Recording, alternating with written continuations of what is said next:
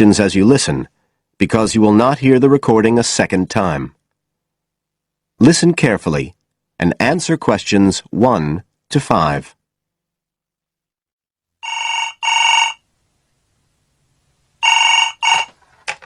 Hello?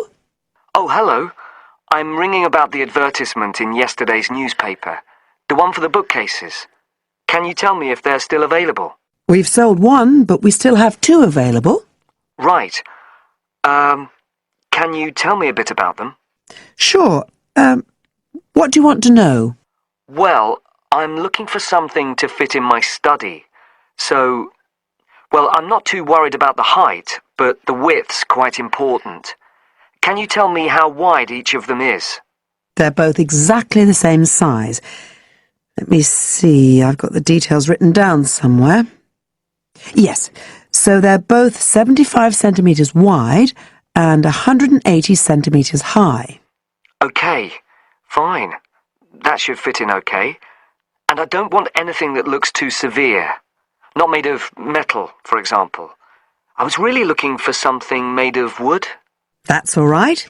They are, both of them.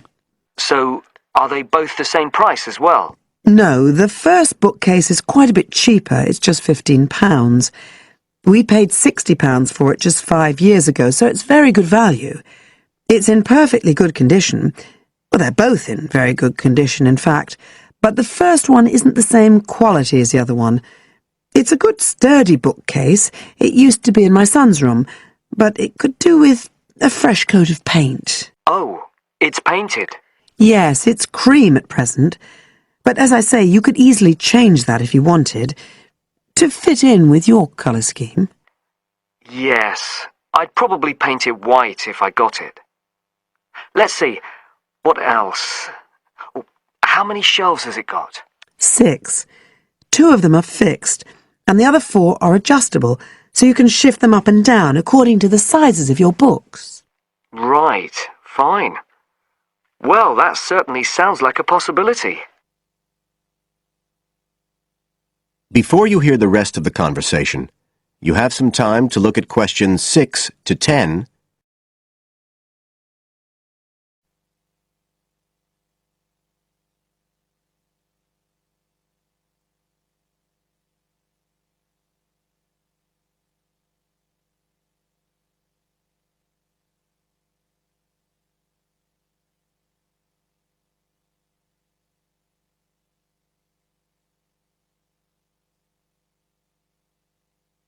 Now listen and answer questions 6 to 10. But the second one's a lovely bookcase too. That's not painted, it's just the natural wood colour, dark brown. It was my grandmother's, and I think she bought it sometime in the 1930s, so I'd say it must be getting on for 80 years old. So it's very good quality. They don't make them like that nowadays. And you said it's the same dimensions as the first one? Yes, and it's got the 6 shelves, but it also has a cupboard at the bottom that's really useful for keeping odds and ends in. Right. Oh, and I nearly forgot to say, the other thing about it is it's got glass doors, so the books are all kept out of the dust. So it's really good value for the money. I'm really sorry to be selling it, but we just don't have the room for it. So what are you asking for that one? £95. It's quite a bit more, but it's a lovely piece of furniture. A real heirloom. Yes. All the same, it's a lot more than I wanted to pay. I didn't really want to go above 30 or 40. Anyway, the first one sounds fine for what I need. Just as you like. So, is it all right if I come round and have a look this evening? Then, if it's okay, I can take it away with me. Of course. So you'll be coming by car, will you? I've got a friend with a van, so I'll get him to bring me round. If you can just give me the details of where you live. Sure. I'm Mrs. Blake. B-L-A-K-E. That's right. And the address is 41 Oak Rise. That's in Stanton. Okay. So I'll be coming from the town centre. Can you give me an idea of where you are? Yes. You know the road that goes out towards the university? Yes. Well, you take that road and you go on till you get to a roundabout. Go straight on, then Oak Rise is the first road to the right. Out towards the university, past the roundabout, first left. First right. And we're at the end of the road. Got it. So I'll be round at about 7, if that's all right. Oh, and my name's Connor.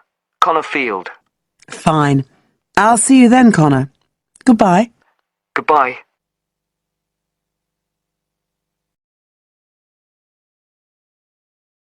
That is the end of part 1. You now have half a minute to check your answers.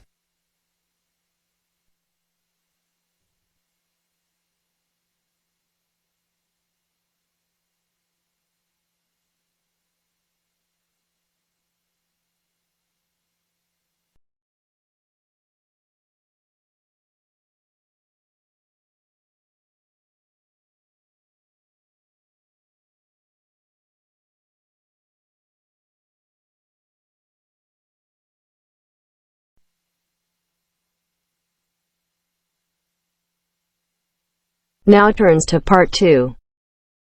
Part 2. Section 2. You are going to hear a lecture about dining services. First, you have some time to look at questions 11 to 14.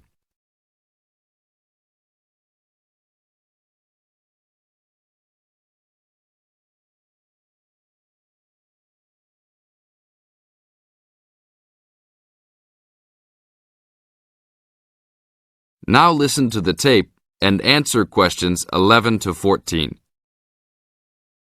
Welcome to the Dining Commons. This is the newest facility on campus, and I'm proud to say, also one of the best. I know that all university students miss eating home-cooked food. Well, this year, we are hoping to provide students with food and services that will make you feel at home, even without your family. The administration has been listening to the voice of the students. Students gave us frequent suggestions last year as to how we could improve the university. One of the most frequent suggestions was improving the dining options. We have been working hard all summer to come up with ideas that will make student life in the dormitories more pleasant. One of the new options we are offering in the dining facilities is variety in student meals. Last year, there was a set menu for every dinner, so if students didn't like the food, there was no choice. Students had to eat whatever was served. But this new dining facility has 3 completely unique areas, each with a different theme. At every meal, there will be 3 options for students to choose from.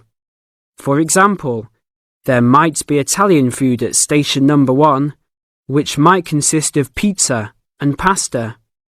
At station number 2, there would be American food, consisting of hamburgers and hot dogs. At station number 3, there could be vegetarian soups and salads, accommodating all the vegetarians. We hope that with the greater selection of food, all students will find something to their liking. Now look at questions 15 to 20.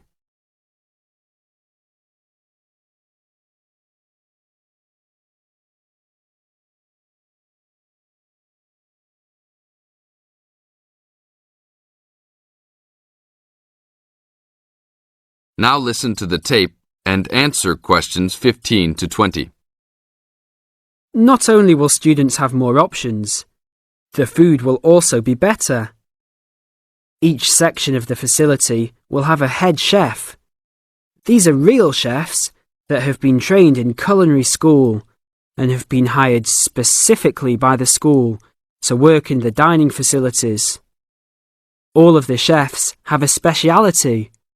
The school is hoping that these chefs will prepare better tasting and more nutritious food. Every student will be able to make suggestions and also give their input as to which menus taste better. Last year, many students complained that the dining facilities didn't have very convenient hours. This year, we hope to change that. We will open for breakfast at 6 a.m. to accommodate all the early risers. In the evenings, we will open until midnight for all the students that like to go for a late-night snack. The afternoons will still remain closed, but we will have a student store open that will provide all students with drinks and fruit. The student store will be open every day from 2 p.m. to 5 p.m. Every student that has paid full tuition and dormitory fees has already paid for their dining facility fees. Students can eat at any time and in any amount for free. If you are a student that does not live in a dormitory, you can still purchase a dining facility card. This card will entitle you to the full services of the dining facility. This card is available only for students and is not open to the general public. If you are not a student and wish to dine here, you must purchase meals at the door. There are a few rules to follow. Even though we do not limit the amount of food that can be taken, we do not want students to waste food. Please do not take more than you can eat. Also, every student must clean his or her own trays and plates. We will provide plates and trays for student use, but please do not abuse these items. Please do not leave your plates on the tables. Your parents are not here to clean up after you anymore, so I hope all students will be responsible. Thank you for your attention and enjoy the upcoming year. That is the end of part 2. You now have half a minute to check your answers.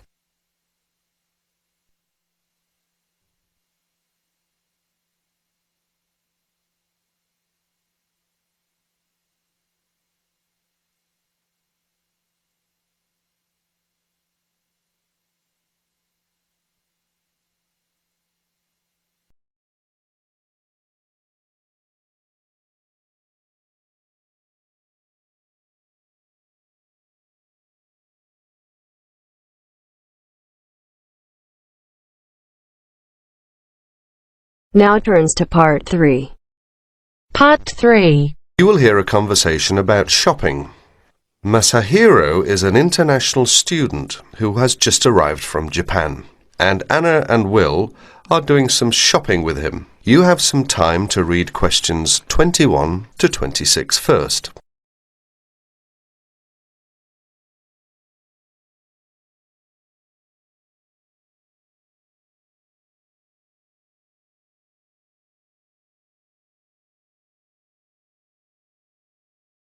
Listen to the first part of the conversation now and answer questions 21 to 26. Here we are, guys. I'm going to stop by Bergner's first. I might just get lucky today.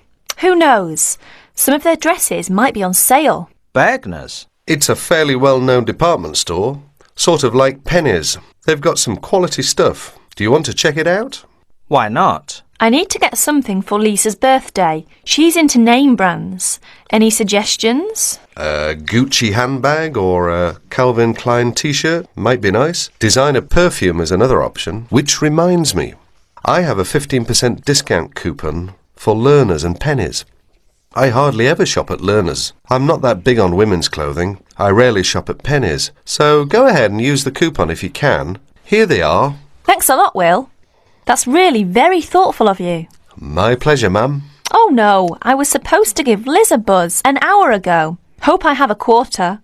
Need a nickel? Actually, I don't have anything but pennies in change. Does any of you have $1 in change?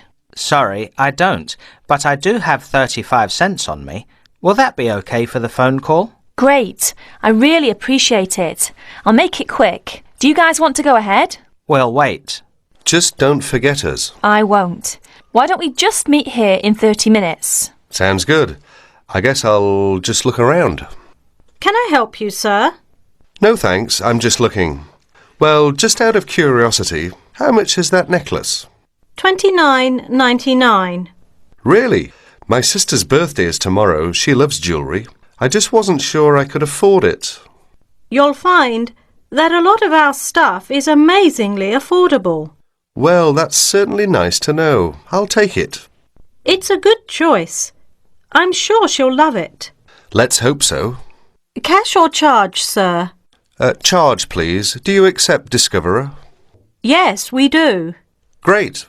That comes to $31.99 with tax. Please sign next to X. Do you need some help, sir? Well, I'm looking for... let's see. I've forgotten the name again. It's used to make fresh coffee. A coffee maker? That's right.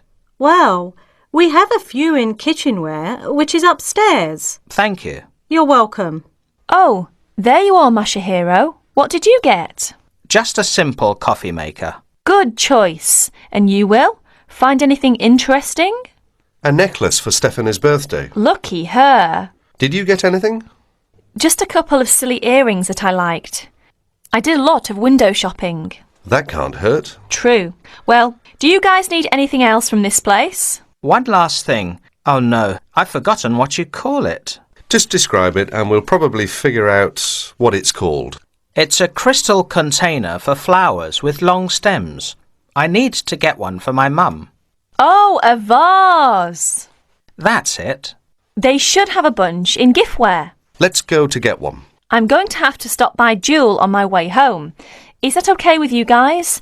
I'm almost completely out of groceries. No problems. I could pick up a couple of things too. Look at questions 27 to 30.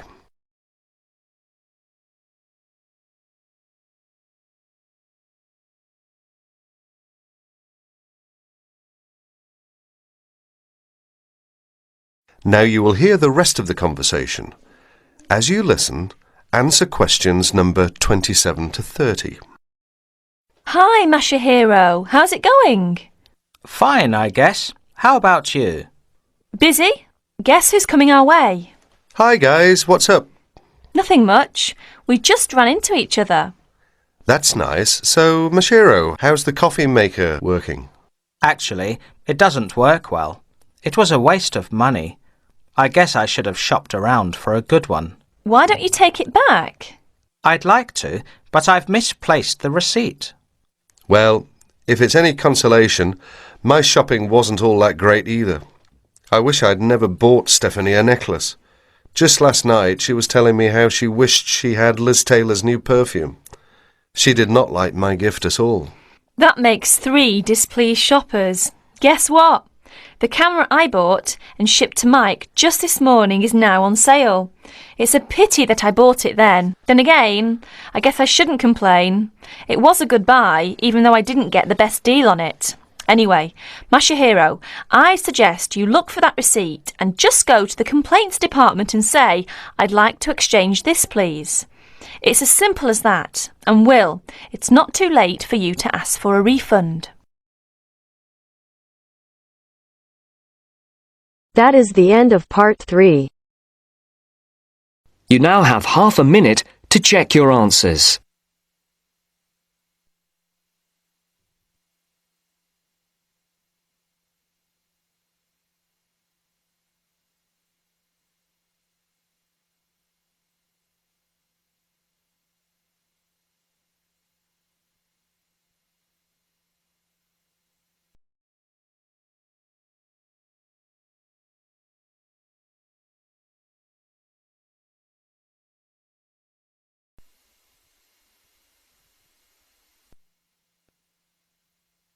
Now turns to part 4. Part 4. You are going to hear a lecture on William Kidd. First, you have some time to look at questions 31 to 40.